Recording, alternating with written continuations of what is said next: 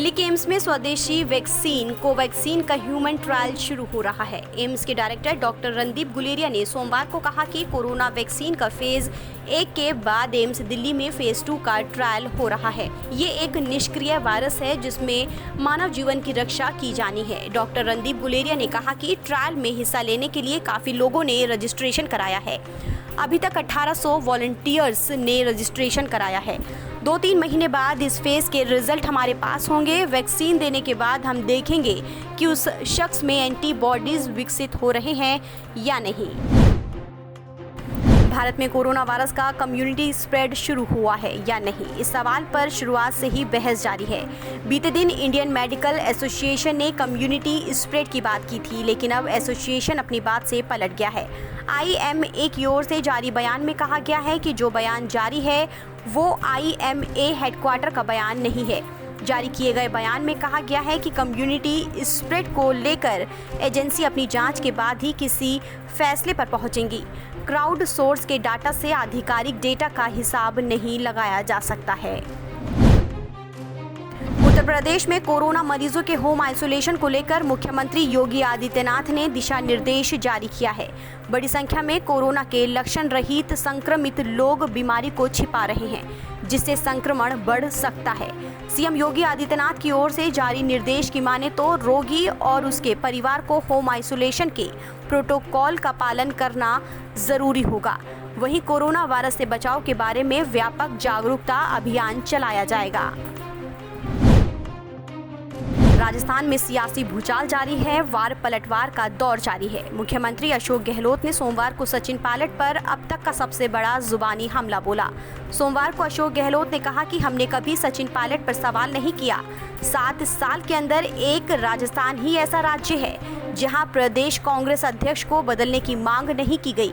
हम जानते थे कि वो निकम्मे थे, नाकारा थे। अशोक गहलोत और सचिन पायलट की आपसी लड़ाई थमने का नाम नहीं ले रही है। इस बीच अब गुर्जर समाज के लोग भी सचिन पायलट के समर्थन में खुलकर आ गए हैं। सचिन पायलट के समर्थन में 26 जुलाई को गुर्जर महापंचायत का आयोजन किया गया है, जो गुरुग्राम के रिठौज गांव में आयोजित की गई है। इसमें हरियाणा, राजस्थान, उत्तर प्रदेश के साथ ही जिन राज्यों में गुर्जर हैं वहां के मुख्य लोगों को आमंत्रित किया जाएगा। महापंचायत में सभी मिलकर तय करेंगे कि अब सचिन पायलट को क्या करना चाहिए। राजस्थान में चल रहे सियासी घमासान के बीच ऑडियो टेप पर वार पलटवार का दौर जारी है। वहीं राजस्थान एंटी करप्शन ब्यूरो जांच में जुटी है। अब केंद्रीय मंत्री गजेंद्र सिंह शेखावत को एंटी करप्शन ब्यूरो ने वॉइस सैंपल टेस्ट के लिए नोटिस दिया है। नोटिस मिलने के बाद गजेंद्र सिंह शेखावत ने एंटी करप्शन ब्यूरो से ही सवाल पूछा है।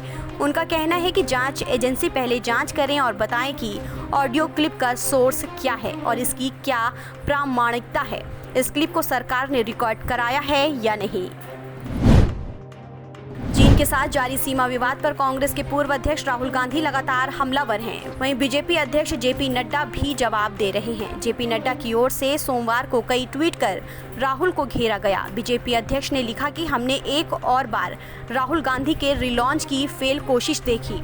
राहुल गांधी कमजोर फैक्ट्स के साथ अपनी बात कर रहे थे। उनकी ओर से विदेश नीति और सुरक्षा के मामलों का राजनीतिकरण किया जा रहा है। ये दिखाता है कि एक वंश किस तरह 1962 के पाप को धोना चाहता है और देश को कमजोर करना चाहते हैं। पूर्वोत्तर समेत उत्तर प्रदेश और बिहार में हो रही लगातार बारिश से बाढ़ आ गई है। असम के 2 दर्जन से ज्यादा जिले बाढ़ प्रभावित हैं, जबकि यूपी और बिहार में भी कई जिले बाढ़ का दंश झेल रहे हैं। बाढ़ से कई लाख लोग प्रभावित हैं और इनकी मदद के लिए कांग्रेस महासचिव प्रियंका गांधी वाड्रा ने हाथ बढ़ाया है। प्रियंका ने ट्वीट करके कहा कि असम, बिहार और यूपी के कई क्षेत्रों में आई बाढ़ से जनजीवन अस्त व्यस्त है। लाखों लोगों पर संकट के बादल छाए हुए हैं। बाढ़ से प्रभावित लोगों की मदद के लिए हम तत्पर हैं। मैं कांग्रेस कार्यकर्ताओं और नेताओं से अपील करती हूं कि प्रभावित लोगों की मदद करने का हर संभव प्रयास करें। उत्तर प्रदेश के कानपुर के कुख्यात हिस्ट्री शीटर विकास दुबे एनकाउंटर पर सवाल उठाने वाली याचिका पर सुनवाई हुई। मामले की सुनवाई प्रधान न्यायाधीश SA बोबड़े कर रहे हैं। कोर्ट ने इस पूरे मामले पर तफसील से रिपोर्ट मांगते हुए कहा कि ये सिस्टम का फ्लोर दिखाता है। कोर्ट ने कहा कि इससे सिर्फ एक घटना दांव पर नहीं है बल्कि पूरा सिस्टम दांव पर है। इस मामले में कोर्ट ने सुप्रीम कोर्ट के रिटायर्ड जज की अध्यक्षता वाली समिति से जांच कराने के निर्देश दिए हैं।